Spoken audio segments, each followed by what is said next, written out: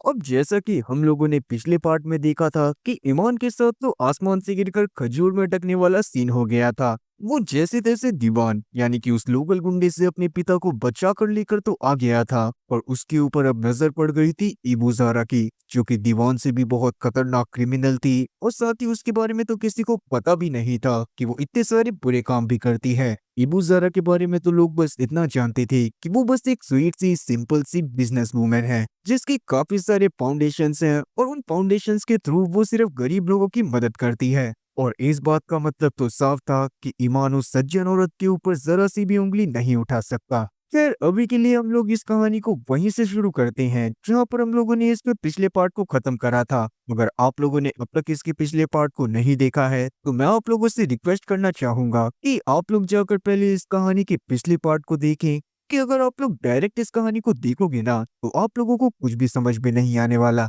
अगर आप लोग इसके फर्स्ट पार्ट को देखते हो तो मैं पक्का श्योर हूँ कि आप लोग सेकंड पार्ट को देखे बिना रह ही नहीं पाओगे। वेल, तो इस पार्ट की शुरुआत होती है बिल्कुल वहीं से जहाँ पर ईमान के घर के बाहर अचानक से इबू ज़ारा का एक हैंचमैन आ गया था, और वो ईमान को अपने साथ इबू ज़ारा के पास लेकर जाना चाहता था। वहीं दूसरी तरफ हम लोग इंटन को देख पाते हैं, जो कि अभी भी इस बात को पचा नहीं पा रही थी कि उसके बेस्ट फ्रेंड ने बैंक से ही चोरी करी और बाद में वहां के सर्वर रूम में जाकर मेलवेयर फाइल को पूरी तरह से डिलीट कर दिया। और इंटन को थोड़ी सी रिसर्च और करके ये बात भी पता चलती है कि ईमान ने जो अपने पिता का इलाज करवाया था ना, वो एक प्राइवेट हॉस्पिटल से करवाया था। ये बात जानने के बाद तो इंटन के पूरे होश उड़ गए थे, क्योंकि इतने सारे पैसे ईमान के पास होना ये बहुत बड़ी बात थी। और रही बात अभी की, तो ईमान के बारे में इंथन को अभी तो ये बिल्कुल भी नहीं पता था कि ईमान ने इतना लग्जरियस अपार्टमेंट ले लिया है और वो एक अमीरों वाले लाइफस्टाइल को जी रहा है। और अभी के लिए कहीं ना कहीं इंथन इस बात को मानने के लिए तैयार ही नहीं थी कि ईमान ने ही बैंक से चोरी करी थी।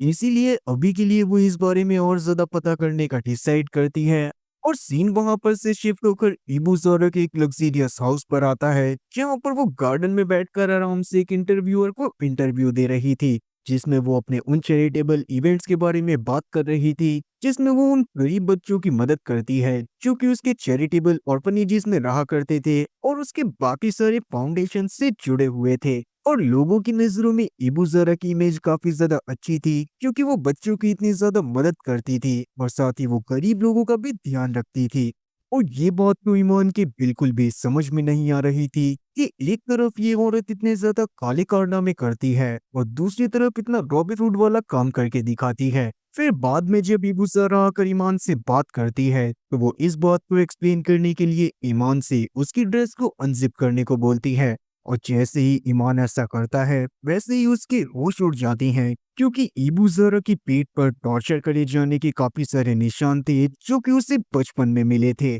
तब इबू ज़रा उसे समझाती है कि ये दुनिया बिल्कुल भी वैसे नहीं चलती जैसा लोगों को दिखाई देता है या फिर लोग उसके बारे में ऐसा सोचते हैं। यही सब बताते हुए चुपचाप इबू ज़रा ईमान को अपने साथ लेकर शहर के बीच में चली जाती है, और वहां पर वो उससे उस काम को करने के लिए बोलती है जो कि वो पहले दीवान के लिए करा करता था। ईमान भी इस बात को जानता था कि अगर वो इबू ज़रा के काम को करने से मना करता है तो उसे इबू ज़रा का तो गुस्सा सहना ही पड़ेगा, और साथ ही इबू ज़रा के बाकी सारे जो दुश्मन हैं वो भी ईमान के पीछे जरूर आएंगे, क्योंकि इबू ज़रा उसके बारे में अपने दुश्मनों को बता देगी। यही सब सोचते हुए ईमान काफी ज्यादा परेशान हो जाता है और डिसाइड करता है कि वो इबू ज़रा के लिए वो काम कर देगा जो कि वो दीवान के लिए करना चालू कर चुका था, और पहले वो काम उसने अपने लिए चालू करा था। वो यही था ईमान का आसमान से गिरकर खजूर में अटकने वाला सीन। अब इबू ज़रा इस बात को तो अच्छे से समझती थी कि ईमान उसके डर की वजह से उसके साथ काम कर रहा है, इसीलिए वो बस ईमान को बोलती है कि अब से वो जितने भी पैसे कमाएगा ना, उसका 50% ईमान अपने पास रखेगा और बाकी का 50% वो इबू ज़रा को देगा। ईमान इन सब चीजों के बारे में बहुत ज्यादा ही सोच रहा था, क्योंकि वो ये काम पूरी तरह से छोड़ना चाहता था। और उसकी जो किस्मत थी ना, वो उसे उस मोड़ पर लाकर खड़ा कर चुकी थी जहाँ पर से ना तो वो पीछे हट सकता था और ना ही उसका आगे बढ़ने का मन था। इन सब चीजों के बावजूद भी ईमान इस डील को एक्सेप्ट कर लेता है, और बाद में जब वो अपने घर जा रहा होता है तभी अचानक से दो पुलिस वाले उसके पास आकर उसे अपनी गाड़ी में भरते हैं और एक जगह पर ले जाकर पीटना चालू कर देते हैं। वो पुलिस वाले असल में इबू ज़ारा के ऊपर इन्वेस्टिगेशन कर रहे थे और वो जानना चाहते थे कि इबू ज़ारा ने ईमान को अपने पास क्यों बुलाया था। अब वैसे अभी के लिए ईमान चाहता तो वो उन पुलिस वालों को इबू ज़ारा के बारे में बता सकता था, पर कहीं ना कहीं वो इबू ज़ारा से इतना ज्यादा डर गया था कि उसकी हिम्मत ही नहीं होती कि वो इबू ज़ारा के बारे में अपना मुंह खोलकर पुलिस वालों को उसके बारे में सच्चाई बता दे।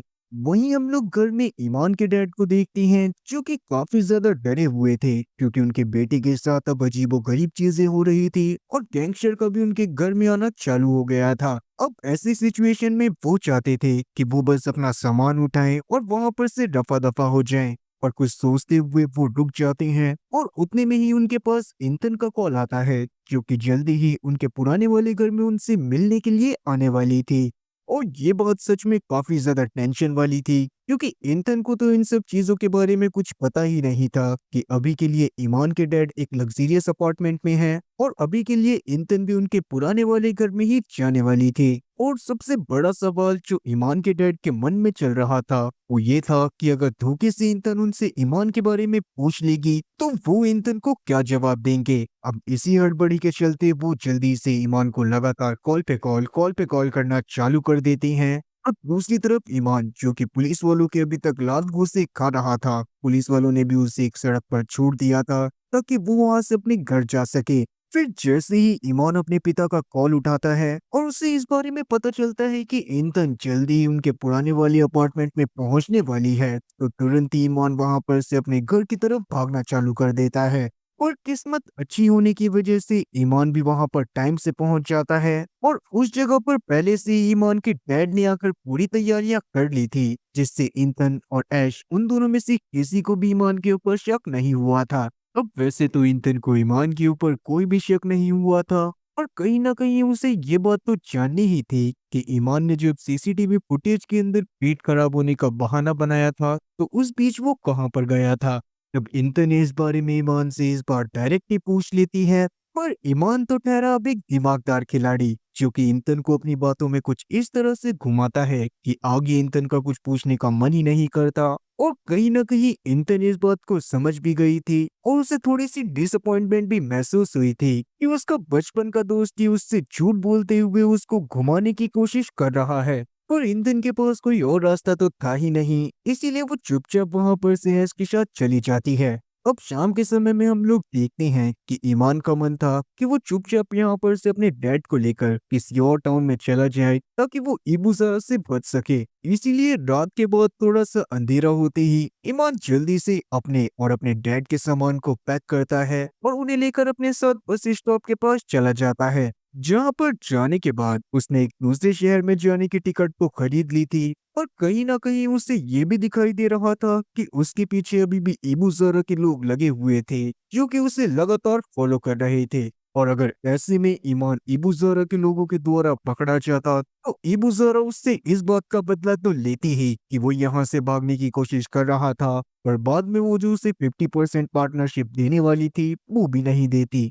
अब यही सब सोचते हुए ईमान काफी ज्यादा घबरा गया था और इसीलिए वो चुपचाप अपने डैड के साथ घर पर वापस आ जाता है। कहीं ना कहीं ईमान को इस बात की भी टेंशन थी कि उसने ऑफिस में अपने जो भी कांड करा था उसके बाद से पुलिस वाले भी उस चोर को ढूंढने में लगे हुए थे जिसने बैंक से चोरी करी थी। तब ईमान इस बारे में कुछ करने का डिसाइड करता है। वो कुछ सोचते हुए सबसे पहले तो शामत के ही कंप्यूटर पर तो ट्रैवलिंग टिकट को भेजता है, जिससे शामत को ये लगा था कि उसके लिए किसी कंपनी ने 2 फ्री टिकट्स को भेजा है और शामत उन फ्री टिकट्स का लुत्फ उठाने के लिए अगले दिन ही ऑफिस से छुट्टी ले लेता है। अब ईमान के पास ये सबसे अच्छा मौका था और वो यही चाहता था कि अगले दिन शामत अपने कंप्यूटर सिस्टम पर ना बैठे, और क्योंकि अभी के लिए वो चीज हो गई थी जो ईमान चाहता था, इसीलिए शाम के समय में जब ऑफिस से सभी लोग अपने घर पर चले जाते हैं तो ईमान वहां पर शामत के कंप्यूटर में एक मेलवेयर फाइल को अपलोड कर देता है। और वहां से निकलते निकलते भी ईमान ने जो अपने पास पहले एशली का कोड प्रिंट करा था ना,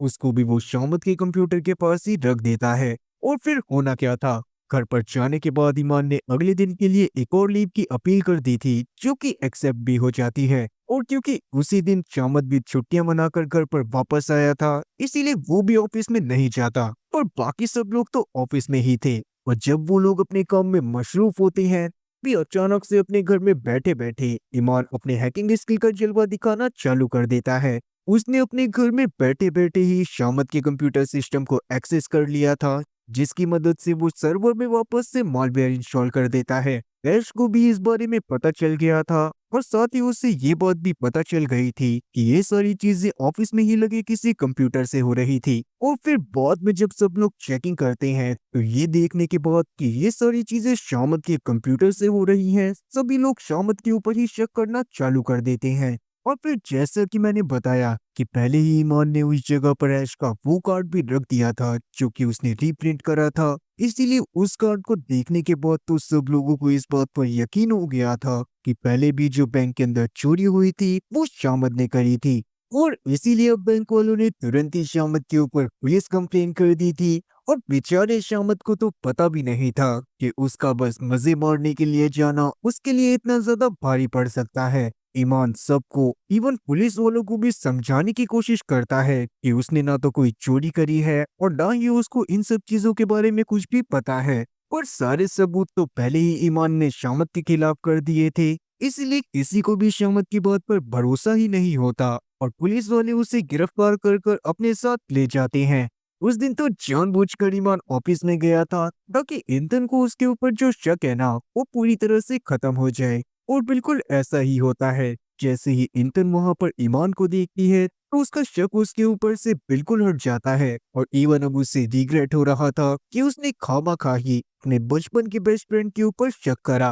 खैर इंतन को तो इन सब चीजों के बारे में खामखा ही रिग्रेट हो रहा था, और कहीं ना कहीं ईमान खुद भी इस बात को जानता था कि उसकी वजह से एक निर्दोष इंसान की जिंदगी बर्बाद हो गई है। और इसीलिए जब वो अपने घर पर जा रहा होता है तब रास्ते में उसे बहुत ज्यादा पैनिक अटैक्स आने लगते हैं और उन्हीं पैनिक अटैक के चलते वो अपने स्कूटर को रोक देता है। और वो अपने स्कूटर को रोककर खुली हवा लेने के लिए थोड़ा सा साइड में गया ही था कि तभी अचानक से वहां पर वो दो पुलिस ऑफिसर वापस से आ गए थे, जो कि ईमान को पकड़कर वापस से अपने साथ लेकर चले जाते हैं और उसे मारते पीटते हुए उससे इबू जरा के बारे में पूछने लगते हैं। अब वैसे तो ईमान चाहता था कि वो इबू जरा के बारे में पुलिस वालों को खुलकर बता दे, और उसने पहले से ही अपनी लाइफ में इतने टंटे पाल रखे थे कि वो एक और टंटे को नहीं झेल सकता था। और यही सब सोचते हुए वो भी इबू ज़ारा के बारे में कुछ भी नहीं बताता और उतने में ही वहां पर खुद इबू ज़ारा आ जाती है। और तब जाकर हम लोग जान पाते हैं कि इबू ज़ारा ने ही जानबूझकर ईमान को 2 बार ऐसे पुलिस वालों से उठवाया था, क्योंकि वो देखना चाहती थी कि ईमान पुलिस वालों से डरकर उन्हें इबू ज़ारा के बारे में बताएगा भी या फिर नहीं।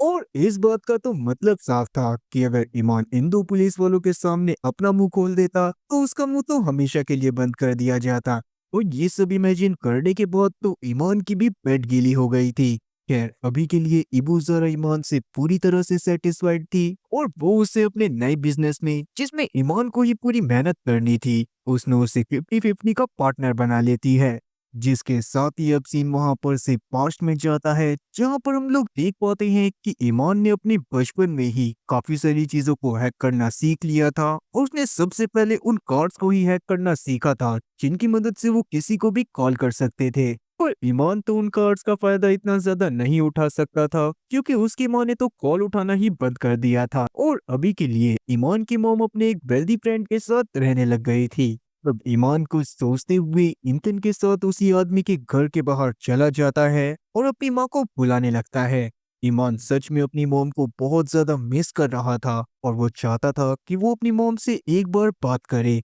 पर उस समय पर ईमान की मॉम ईमान के सामने नहीं आती और अंदर से वो आदमी जिसके साथ ईमान की मॉम रह रही थी वो बाहर आने के बाद ईमान के ऊपर बहुत ज्यादा चिल्लाता है और ईमान वहां पर खड़े खड़े बस देखता रहता है कि उसकी माँ पैसों के लालच में कितनी ज्यादा अंधी हो गई थी। और उसी के बाद से ईमान ने डिसाइड कर लिया था कि वो किसी भी हालत में इतना बड़ा इंसान बनेगा कि वो अपनी माँ को अपने पास वापस लेकर आ सके। अब प्रेजेंट टाइम में हम लोग देख पाते हैं कि अगले दिन जब ईमान अपने ऑफिस में जाता है तो इंतन अपने रिग्रेट की वजह से उसके साथ कॉफी पीने के लिए एक बार वापस से छत पर जाती है। वहां पर जाने के बाद इंतन ईमान से माफी मांग रही थी क्योंकि उसने खामखा ही उसके ऊपर शक करा था। उस दौरान पहले तो ईमान उसको माफ कर देता है और बाद में वो उससे झूठ बोलता है कि उसे एक दूसरी जॉब मिल गई है, इसमें उसे घर से ही काम करना है और इसीलिए वो बैंक की जॉब छोड़ रहा है। जबकि सच्चाई तो ये थी कि ईमान अब पूरी तरह से एबू ज़ारा के साथ काम करने वाला था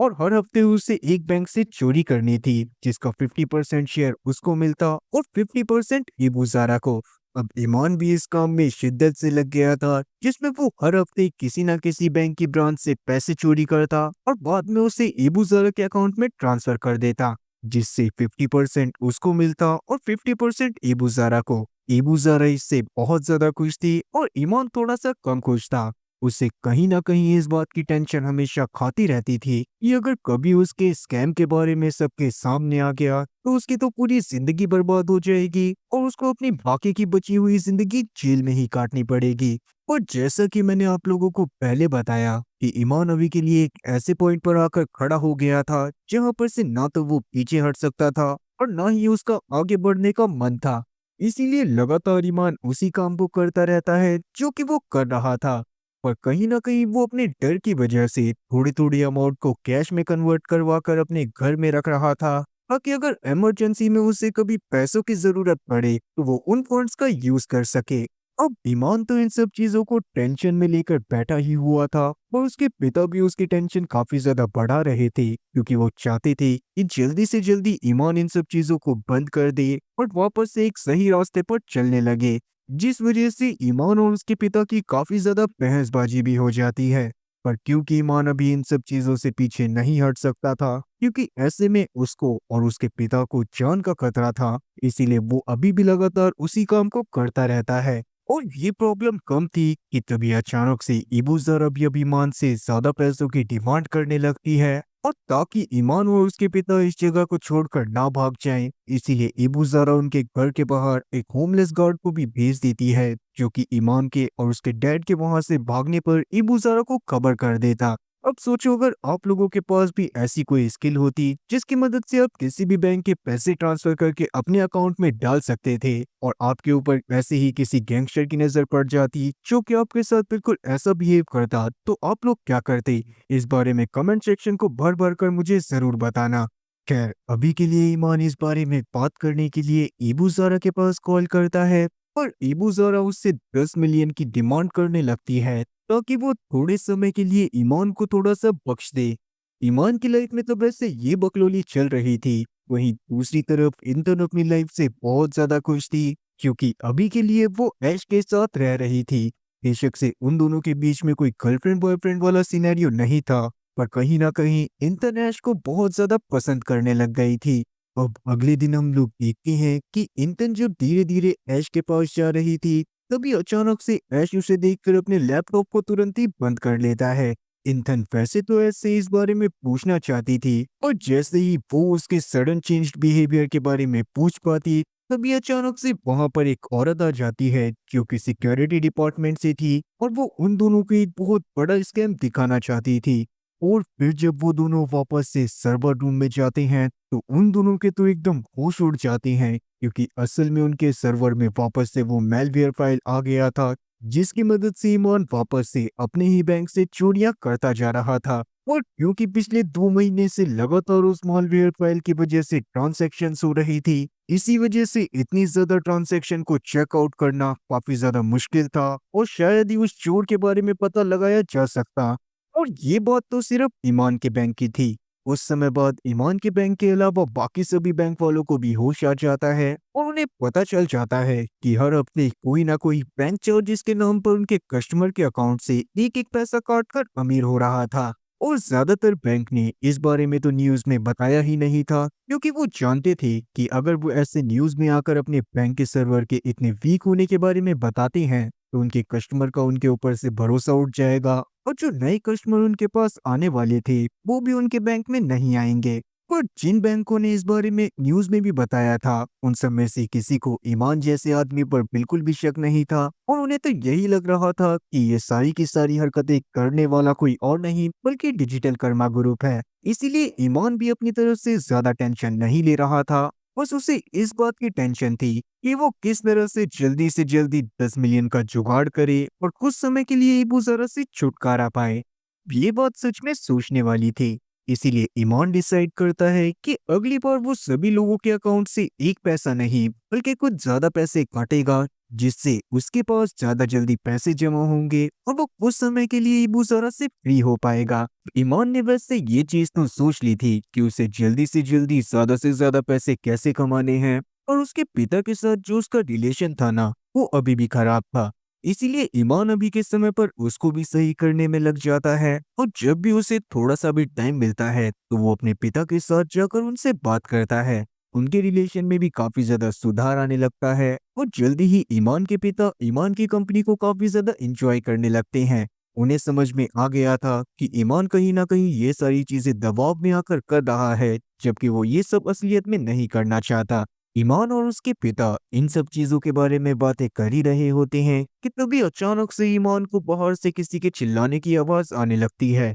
फिर जब वो बाहर जाके देखता है तो वहां पर असल में वही टैक्सी ड्राइवर आया हुआ था, जिसकी मदद से ईमान ने अपने पिता की जान बचाई थी। और क्योंकि इबुज़ारा का भेजा गया हेंचमैन उस टैक्सी ड्राइवर को नहीं जानता था, इसीलिए वो टैक्सी ड्राइवर को अंदर नहीं घुसने दे रहा था। तब ईमान जैसे तैसे उस हेंचमैन को समझाता है और उस टैक्सी ड्राइवर को अपने साथ लेकर अपने घर के अंदर आ जाता है। और अब ईमान ने वैसे भी थोड़े से ज्यादा पैसे कमाना चालू कर दिया था, इसीलिए वो उस टैक्सी ड्राइवर को एज असिस्टेंट अपने पास रख लेता है। और अब से ईमान के जितने भी काम होते थे ना, वो उस टैक्सी ड्राइवर की मदद से ही करवाता था, और साथ ही वो लोग आपस में मिलकर काफी ज्यादा एंजॉय भी करते थे। ईमान अब पूरी तरह से उस लाइफ को जी रहा था जैसी लाइफ वो जीना चाहता था। वो बड़े बड़े पब्स में जाता था, बड़े बड़े शोरूम्स में जाता था, और वहां पर से उसका जो मन करता था वो उस चीज को खरीद लेता था। और अपने लिए काफी देर तक शॉपिंग करने के बाद ईमान अपने पिता को भी शॉपिंग पर ले जाने का डिसाइड करता है,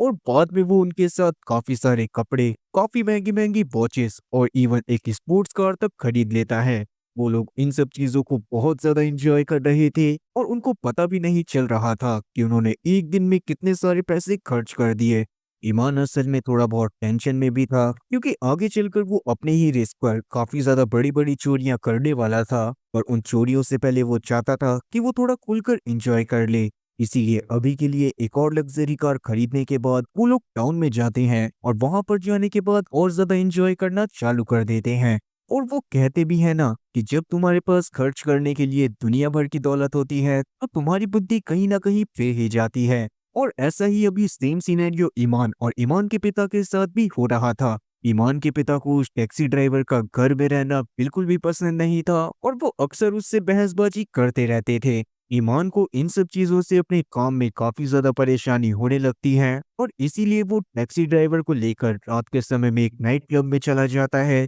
जहाँ पर नाइट क्लब में ही उस टैक्सी ड्राइवर ने ईमान को पहली बार ड्रग्स ट्राई करने का मौका दिया था। वैसे तो ईमान इन सब चीजों को ट्राई नहीं करना चाहता था, पर कहीं ना कहीं अब उसे पूरी तरह से अमीरों के शौक चढ़ते जा रहे थे, और अभी के लिए वो उस पिंक पिल को खा लेता है, जिसके बाद उसे एकदम भयंकर वाले नशे हो गए थे। और उसी नशे के दौरान ना जाने ईमान क्या क्या करता है। वो पहले तो काफी सारी दारू पीता है, उसके बाद लड़कियों के साथ बहुत ज्यादा डांस करता है, और बाद में वो जुआ खेलने लग जाता है। और वैसे भी अगर इंसान के पास थोड़ा सा पैसा आ जाता है तो घमंड तो उसके पास आना लाजमी ही है। और थोड़ी सी ही किसी की बेवकूफी के चलते ईमान को इतना ज्यादा गुस्सा आ जाता है कि वो वहीं पर उस इंसान से बहुत बुरी तरह से लड़ाई करता है, और उसे सरेआम बहुत बुरी तरह से मारने पीटने लगता है। अब ये सारी चीजें तो फिर भी काफी ज्यादा नॉर्मल थी, पर हद तो तब हो जाती है जब ईमान अपनी जेब में से एक नोटों का बंडल निकालकर हवा में उड़ा देता है, और अपने आप को किसी हीरो से कम नहीं समझता। वो सारे लोग भी जो कि आसपास पैसे बटोर रहे थे, वो भी ईमान को किसी हीरो से कम नहीं समझ रहे थे। पर तभी अचानक से ईमान को वहां पर इबू ज़ारा का चेहरा दिखाई देता है, जिसको देखने के बाद वो काफी ज्यादा डर गया था। वहीं दूसरी तरफ हम लोग ऐश को देख पाते हैं, क्योंकि इंतन के ऊपर इतना ज्यादा काम का प्रेशर देखकर इंतन को आज उसके घर में ड्रॉप करने के लिए आता है। घर के बाहर वो उसे सांत्वना देने लगता है कि जल्दी ही सब कुछ सही हो जाएगा, और वो जल्दी से जल्दी चोर को पकड़ लेंगे। आगे हम लोग वापस से ईमान को देख पाते हैं, जो कि फिर से जब थोड़ा सा होश में आता है तो अब तक उसके अंदर इतना ज्यादा कॉन्फिडेंस आ गया था कि वो अपने बचपन के सपने को अब पूरा करने का डिसाइड करता है। जी हाँ, मैं उसके उस सपने की बात कर रहा हूँ जो कि उसने इंतन के साथ सजाए हुए थे, पर अब तक वो इंतन को नहीं बता पाया था कि वो इंतन को पसंद करता है। और सच में इस बार तो ये बंदा मजाक के मूड में बिल्कुल भी नहीं था। इंतन जब इससे मिलने के लिए जाती है तो वो उसे एक फ्लावर देते हुए प्रपोज कर देता है।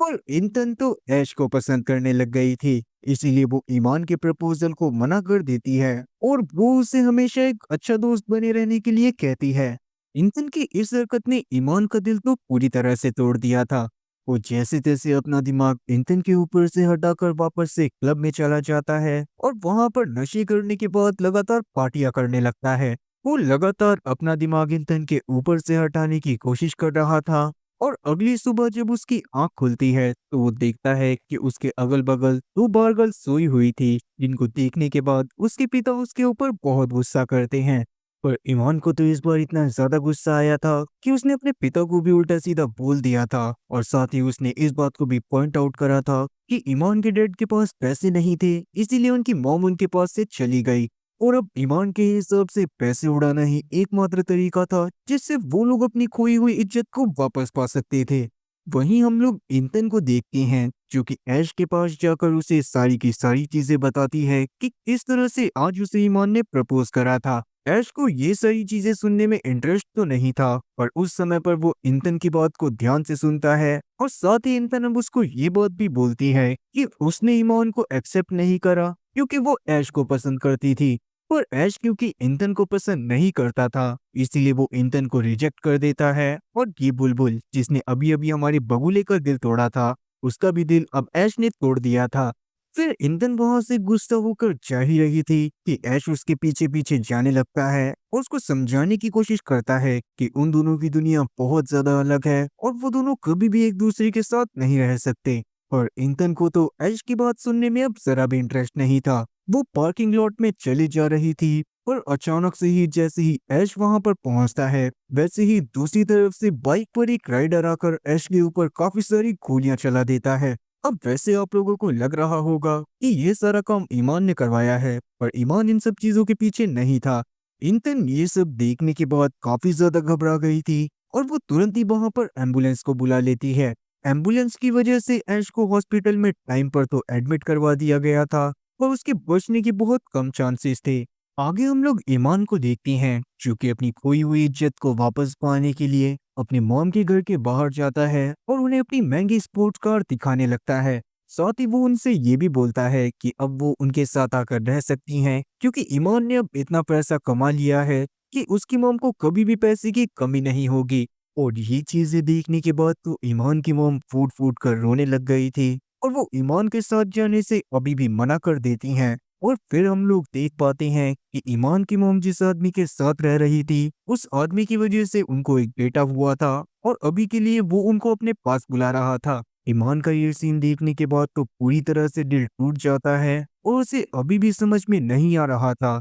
कि वो अपनी मॉम को अपने साथ लेकर कैसे जाए। उस दौरान हम लोग ईमान की मॉम की बातों से ये बात भी जान पाती हैं कि असल में उन्होंने ईमान के डैड को पैसे की वजह से नहीं बल्कि उनकी ना समझने की हरकतों की वजह से छोड़ा था। ईमान की मॉम ने उन्हें काफी बार समझाने की कोशिश करी थी कि उन्हें एक नॉर्मल सी जॉब कर लेनी चाहिए ताकि वो ईमान का भी अच्छे से खर्चा उठा सके, और उन्होंने कभी भी ईमान की मॉम की बात को नहीं सुना और वो लगातार अपने पैसों को अलग अलग बिजनेस में डुबोते रहे। वहीं इंतन के पास जब हॉस्पिटल में पुलिस आती है तो इंतन उन्हें सब कुछ बता देती है कि किस तरह से ऐश के ऊपर अटैक हुआ था। साथ ही ऐश के केस के बारे में टीवी में भी दिखाया जा रहा था और जब सीसीटीवी फुटेज को ईमान के डैड टीवी पर देखते हैं तो वो पहचान जाते हैं कि वो हेंचमैन जिसने ऐश के ऊपर अटैक करा है वो इबुजारा का हेंचमैन है। और ये बात सच में काफी ज्यादा अजीब थी कि इबुजारा बेफालतू में ऐश के ऊपर अटैक क्यों करवाएगी। इस बारे में जब ईमान के डैड से ईमान को पता चलता है तो ईमान तुरंत ही टैक्सी ड्राइवर के साथ जाकर इबुजारा से डायरेक्ट इस बारे में बात करता है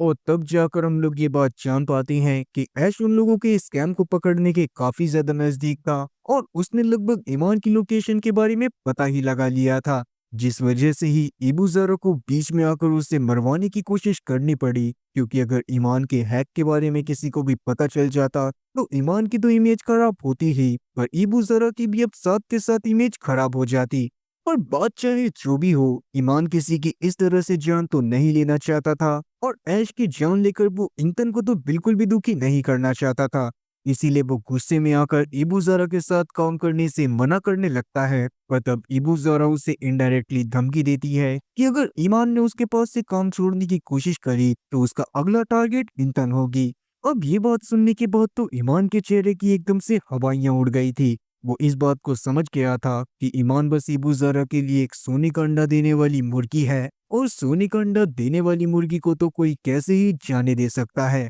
अभी के लिए ना चाहते हुए भी ईमान को इबुज़ारा के साथ काम करने के लिए हाँ बोलना पड़ता है, और इबुज़ारा वहां से चली जाती है। अब तक इबुज़ारा के लोगों ने ऐश को इतनी बुरी तरह से फंसा दिया था कि इंतन की बोस आयरिन खुद ही इंतन के पास जाकर उसे बताती है कि ऐश ही असल में असली चोर था, जो कि लोगों का डेटा चुराने के साथ साथ बैंक से पैसे भी चुराया करता था। ये बात सुनने के बाद तो इंतन के दिमाग के भी एकदम होश उड़ गए थे, और उसे इस बात पर भरोसा नहीं हो रहा था। वो डिसाइड करती है कि वो इस केस के ऊपर अभी भी अपनी इन्वेस्टिगेशन को चालू रखेगी, और जब तक वो इस चीज के लिए पूरी तरह से श्योर नहीं हो जाती कि ऐश ही असल में असली चोर है, तब तक वो असली चोर को ढूंढती रहेगी। और कहीं ना कहीं ईमान को भी ये बात पता थी कि इंतन जब तक असली चोर को नहीं ढूंढ लेती तब तक वो शांत नहीं बैठने वाली। और इसीलिए अब ईमान को इंतन के लिए काफी ज्यादा डर लग रहा था, क्योंकि वो जानता था कि अगर कभी भी इबुज़ारा को लगा कि इंतन उसके रास्ते में आ रही है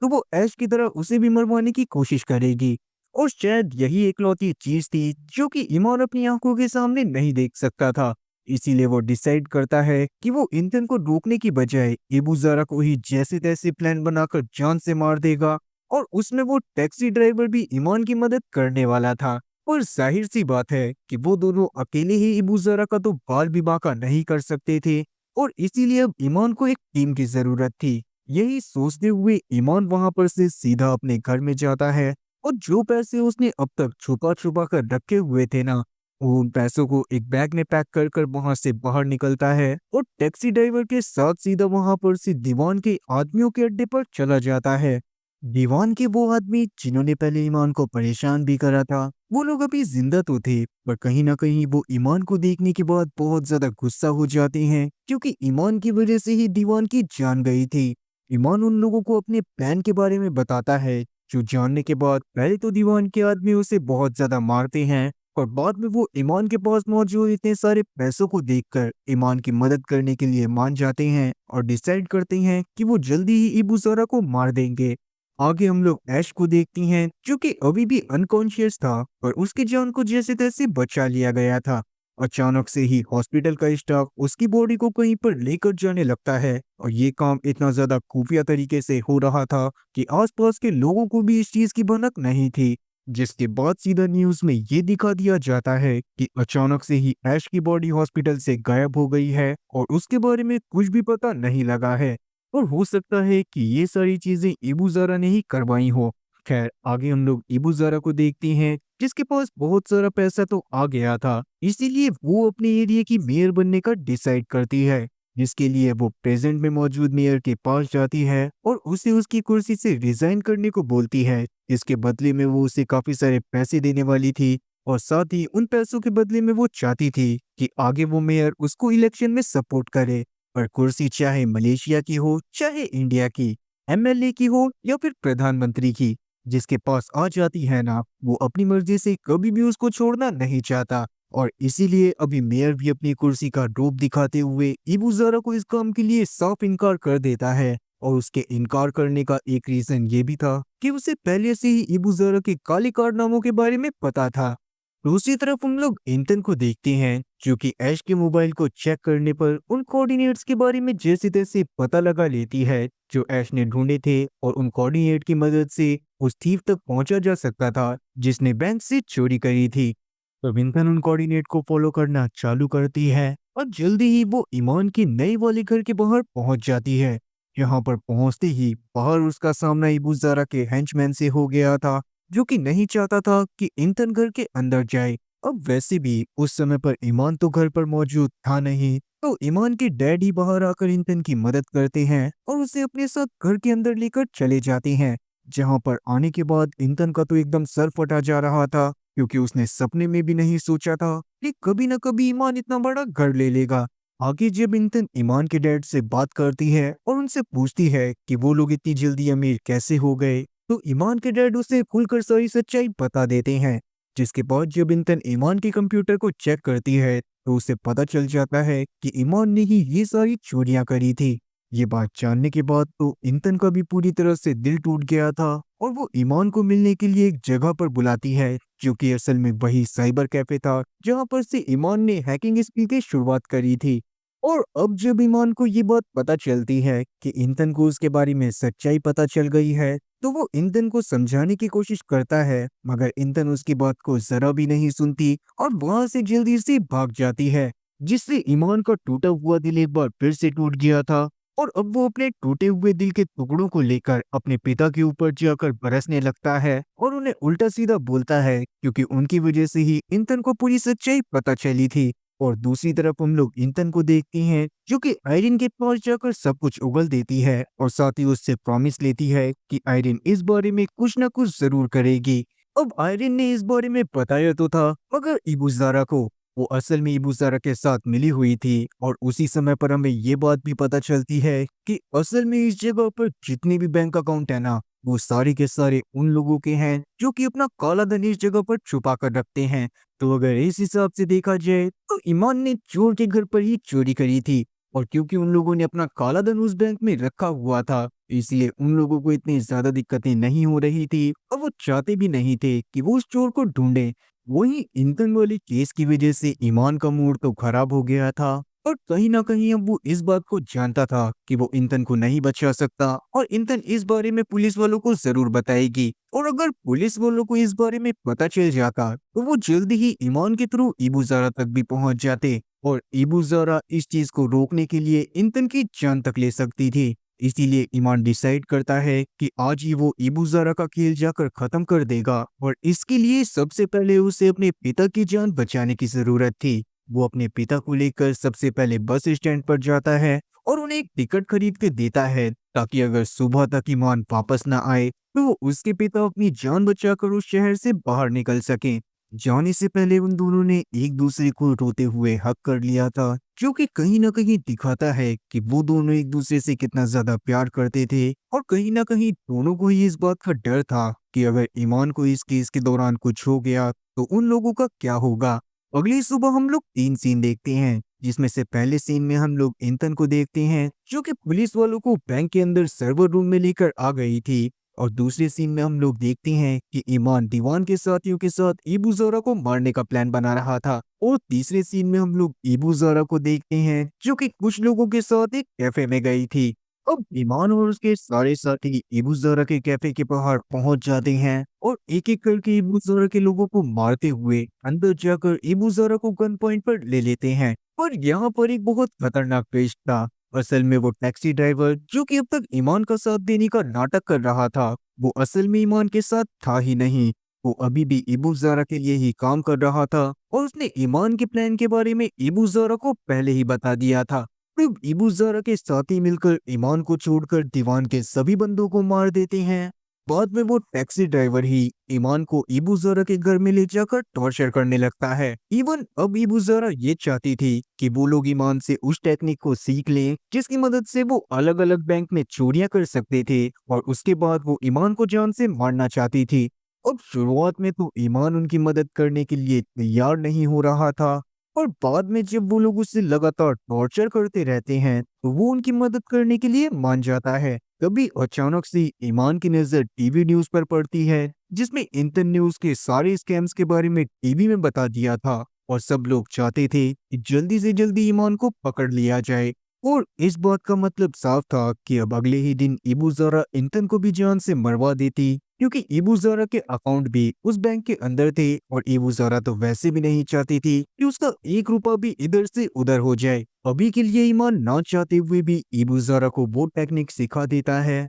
और बाद में हम लोग देखते हैं कि इबुज़ारा उस टैक्सी ड्राइवर को ही ये काम देती है कि वो ईमान को जाकर जान से मार दे। तो वो टैक्सी ड्राइवर ईमान को मारने के लिए एक खाली जगह पर लेकर आ गया था। वो ईमान को मार पाता उससे पहले ही ईमान जैसे तैसे वहां से भागने की कोशिश करता है, और जब वो टैक्सी ड्राइवर उसके पीछे भागने की कोशिश करता है तो अचानक से ही वो एक ट्रक से टकराने के कारण मर जाता है। अभी भी ईमान काफी ज्यादा घायल था और वो अपनी जान बचाने के लिए एक जगह की तरफ भागने लगता है। दूसरी तरफ हम लोग इबू ज़ारा को देखते हैं, जिसने उस जगह का मेयर बनने का डिसाइड करा था और अभी के लिए उसने प्रेजेंट मेयर के रूम में एक 16 साल की लड़की को भेज दिया था ताकि वो उसे फंसा सके। वो लड़की वैसे तो अपनी उम्र से थोड़ी सी ज्यादा बड़ी लगती थी, इसीलिए उस मेयर को भी इस बारे में कुछ भी समझ में नहीं आता और वो उस लड़की के साथ रात बिता लेता है। पर रात के समय में अचानक से इबू ज़ारा अपने साथियों के साथ उसके होटल रूम में घुस जाती है और बाद में वो उसे ब्लैकमेल करते हुए उसकी सीट से रिजाइन करवा देती है।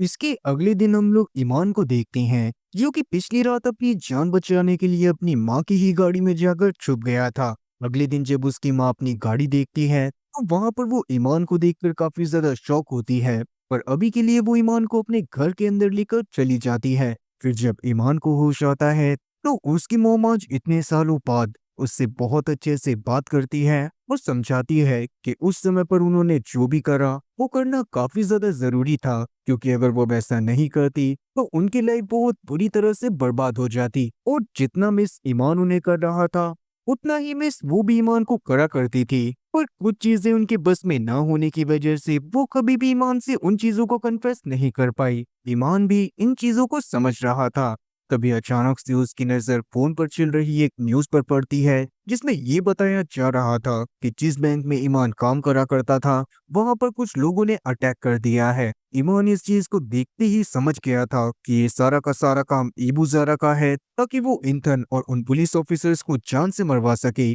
जो भी उसके बारे में इन्वेस्टिगेशन करने की कोशिश कर रहे थे। और इसी के साथ यहाँ पर एक बहुत खतरनाक खुलासा ये भी होता है कि असल में वो सारे लोग जो कि अभी तक पुलिस वाले बनकर बैंक में घूम रहे थे, वही असल में इबू ज़ारा के लोग थे जो कि इंतन को जान से मारने के लिए आए थे। वो लोग तुरंत ही इंतन और उसकी एक कलीग को गन पॉइंट पर ले लेते हैं और वहां पर से उसे बाहर ले जाकर इबू ज़ारा और आयरीन के बारे में सारी सच्चाई बताते हैं। और जाहिर सी बात है कि इतनी सच्चाई सुनने के बाद तो इंतन का दिमाग पूरी तरह से फट गया था और उसको समझ में नहीं आ रहा था कि वो अपनी जान कैसे बचाएगी। पर वक्त रहते उस जगह पर ईमान पहुंच जाता है, जो कि अपने साथ एक AK-47 लेकर आया था और उसने उस जगह पर सभी लोगों को हैंड्स अप करने के लिए बोल दिया था। तब इंतन भी अपनी जान बचाने के लिए ईमान के पास भागने लगती है, पर उस समय पर आयरिन उसे पकड़कर वापस से सर्वर रूम में ले गई थी, जहां पर जल्दी ही वो ऑफिसर्स भी पहुंच जाते हैं जिन्हें इबू ज़ारा ने इंतन को मारने के लिए भेजा था।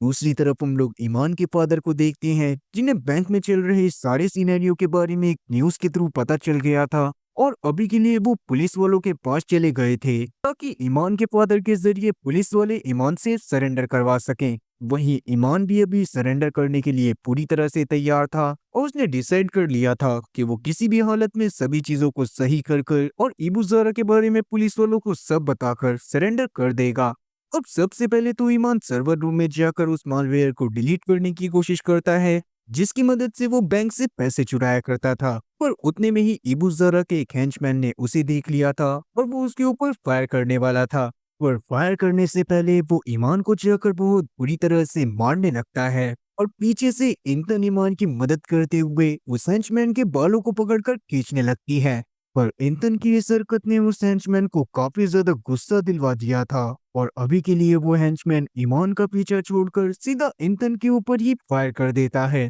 पर ईमान तो ठहरा अपना हीरो और वो अपनी हीरोइन को बचाने के लिए कुछ भी कर सकता था, इसीलिए अभी के लिए वो इंतन को धक्का देता है और वो सीधा बुलेट के सामने आकर खुद गोली खा लेता है। तब तक बैंक के अंदर असली वाले पुलिस वाले भी आ गए थे, जिन्होंने वो सेंचमैन को पकड़ लिया था। साथ ही अब ईमान को भी अरेस्ट कर लिया जाता है और सबसे पहले तो उसे एम्बुलेंस की मदद से एक हॉस्पिटल में लेकर जाया जाता है। इबू ज़ारा की सच्चाई के बारे में भी सब लोगों को पता चल गया था और उन लोगों ने उसे मेयर बनने से रोक दिया था। इबू ज़ारा ने यही चीज अपनी बयान में बोली थी कि क्योंकि वो मेयर बनना चाहती थी, इसीलिए अपोजिशन पार्टी ने ये सारी चीजें जानबूझकर उसके खिलाफ करी हैं, जिस वजह से उसको जेल होने से तो बच गई थी। पर इबू ज़ारा ने भी काफी हद तक अपने क्रिमिनल वाले कामों को बंद कर दिया था। इसके साथ ही अब हमें एक और न्यूज दिखाई जाती है। जिस एम्बुलेंस में ईमान को लेकर जाया जा रहा था ना, वो एम्बुलेंस अचानक से गायब हो गई है। वो एम्बुलेंस अचानक से ईमान के साथ ही गायब हो गई है